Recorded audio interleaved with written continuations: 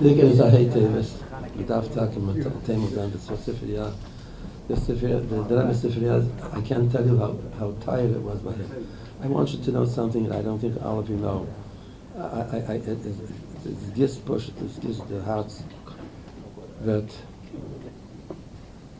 talking about libraries. There's a library now in Moscow that belongs to the Rebbe, belongs in 770, and it's a very long. This is a long story. You can speak for hours about this. When we were dealing with the books, a few stories. When we were dealing with the books, the Sifriya, we came across a couple of collections of Svarim that belonged to the Rebbe. One was in Poland. What happened was, one day I'm in the office, and a young man comes in to me, simply Zirkin from Toronto, from Montreal, comes into me in the art library, and he gives me a little box with microfilm. Microfilm is ksav, but it's fine. You need a reader to read it. We had just bought a microfilm reader, and he wanted to know that the guy is running the Jewish Institute in Poland gave it to him. So he wouldn't tell me where he got it, but I ran it through the microfilm reader. It was from the Rebbeim, Ksav from the Rebbeim, a whole roll of it. I said, "Where'd you get it?" So he was at first reluctant. He didn't want to tell me, and he came with more. And then he came in, soon thereafter he says, "Yudel, I got this in the library in Montreal. What happened was there was an exchange in universities with certain classical materials, and they swapped. They exchanged things, and this fell into his hand from somebody I didn't know who he got it from. So of course, the first thing I did was to tell the Rebbe, and then there was a shala afterwards. The original is in Poland, in the library, in Institute, the Jewish Institute, which is not necessarily under lock and key. We have to go. We have to get it. It's ours. And the one who operated this, I remember his name, the institute wasn't ready to give it away. So there was a ganze shaila what to do. So there could be two ways of getting it: either by giving somebody some money, or to go to the State Department in Washington to deal with it government-wise. So I asked the Rebbe what to do.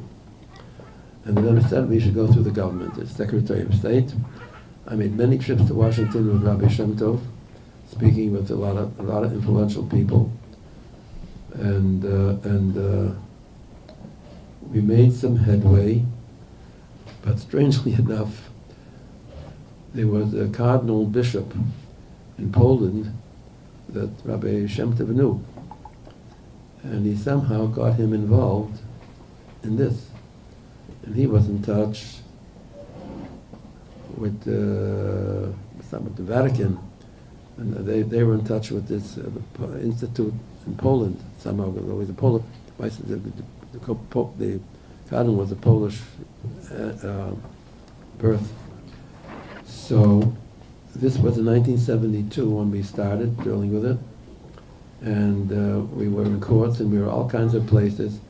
We met some very high-level people in Washington. I don't remember the names, but you would recognize some of the names. And when it came to, by the time it came to 72, 5 years to 77, it was Lamed Zayin, I think. Is that Shnim? Lamed Ches, okay. It became Lamed Ches. Yeah. Oh, so you know about it. Of course you know about it. So what happened was, they agreed to give it to us, and in order to pack it up and to know what to take, the Rebbe sent Rabbi Shem Tov and Rabbi Chitrak from the Tanyas to pack up they packed up 5 big wooden crates and shipped it to New York. It came to New York, Tovshin Lamed Zayin, when the Rebbe was in his room. Lamed Ches, yeah. May have been 77, and any case, it came to 770 for sure. 5 big crates. The crates, I think, are stashed in one of the storerooms in 770, and the books were put into the library. And it was a very, very choshev thing. There was where was the collection when the Rebbe said that there was a ksava when Eitz Chaim the Rebbe said Zera Choshev Sefer? Was that the Polish books? Yeah? There you go. Good. So this was Chedesh Tishrei, and the Rebbe wasn't going out of his room. So I asked the Rebbe if I should bring in some of the things that just came from Poland. He says no, but the first thing I'll do when I go out, I'll go into the library to see the Svarim.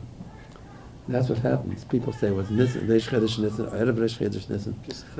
I'm sorry. Yeah, that's how awake I am. But yeah, and anyways, whenever it was that I went into the library, I had an office with Rabbi Levine. I had an office over there. You remember I had an office in the library, in a beautiful desk, and all the titles for them were in that room, and the Shadurim that Davi sent over the copies of the film. That was in my room. Was choshev. And the Rebbe sat down in my chair, my desk. We had tables full of Svarim, and the Rebbe spent 55 minutes, I think, in the room.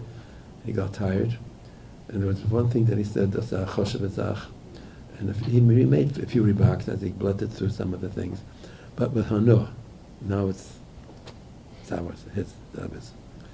So that was a very important. It happened at a good time. That it was B'chaya. These things that Rebbe meant so much. We have no idea how much it meant to the Rebbe Kisviyat things. And then we had the problem. There was the library. My Shver Olav Shalom was in Lubavitch the year after the Second World War, and they wanted to take. They were around Lubavitch, the Russian, huh? The first one. First, yeah, what I say, second one. Yeah, it was It was all one big war. And it's not finished, by the way. So what happened? The Jews will finish it.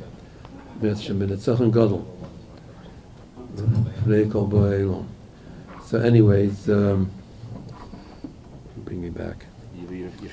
Yeah, but Shver, he came to Lubavitch after the Rashab had left for the stove, but he was there when they came with wagons to take the Svarim from Lubavitch to a slada, they call it, a warehouse in Russia, which they did.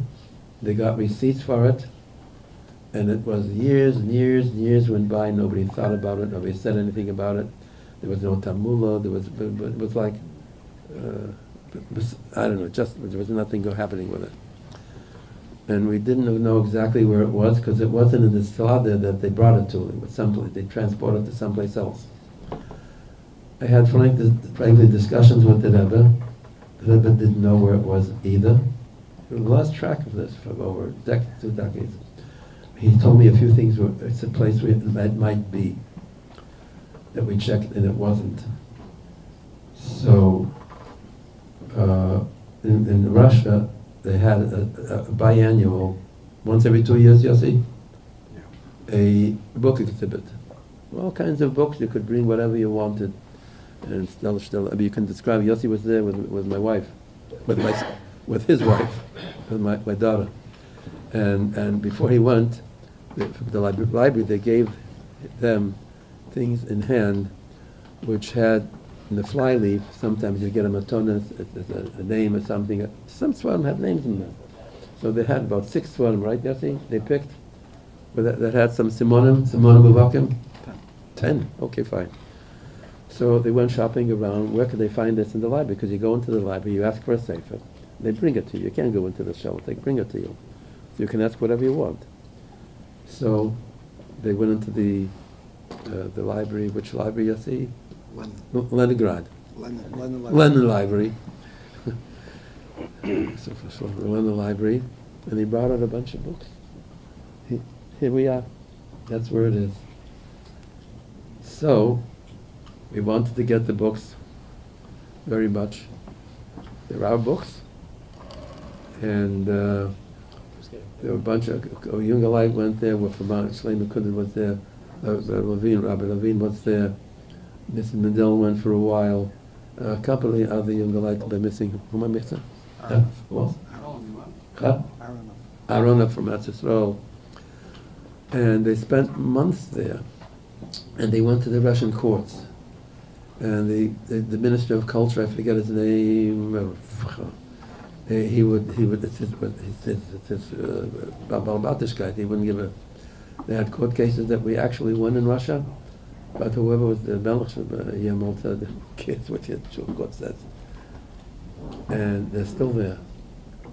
A few things came back. I think a Tanya came back to the Vice President of the United States, what was his name from Tennessee? Mondale, yeah.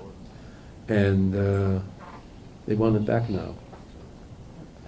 They want the Tanya back? Yeah, I think they want, am I correct, Yassi? They wanted some things back. They also gave them 6 or 7 swans, they want them back. Of course, they're not going to get it, they're not going to get it. But what happened, it's not going back. But what happened was, we found this Svarim, and after that, about 6 months after something with the Russian books, a young man from Borough Park comes in to me. He shows me a bunch of what do they call them? The copies of Kisvei Yad. And Hakir, no, do you know who this is? These are. It was from the Rebbe. So where did you get it? There's another library in Moscow, a military library, where they have military goods packed up. And in there, there's about 50,000 pages of Kisvei Yad. And they will let you make copies of it if you buy them a copy machine. Because the one they had broke. So we bought him a machine, and he took it there, and we have a lot of copies, no? Nope. Huh? We have to have copies. And not of everything, but you can't touch it. So we had court cases years long, and they're still going on. There was a notice in the paper, I remember it was in a California paper front page, that there was a lady who lived in Russia. Her house was cleared out by the Germans, her parents were wealthy, they had a lot of artwork on the walls, and they can't get it back. So Congress had just then, it took 20 years, a long time ago, passed that if any American citizen can prove that in the other countries there is material, artwork of various kinds that belong to them, they can be tried in a U.S. court in the United States. Well, that opened, I called Beryl right away. I said, this is front page news. It means that America can make a case in America to make the claim. All right, so B'kitzur, there were many claims made first in the Washington courts, and we had expensive lawyers. And is that water or mashka? It's more. I probably need it. 1 second, guys. I had wine before.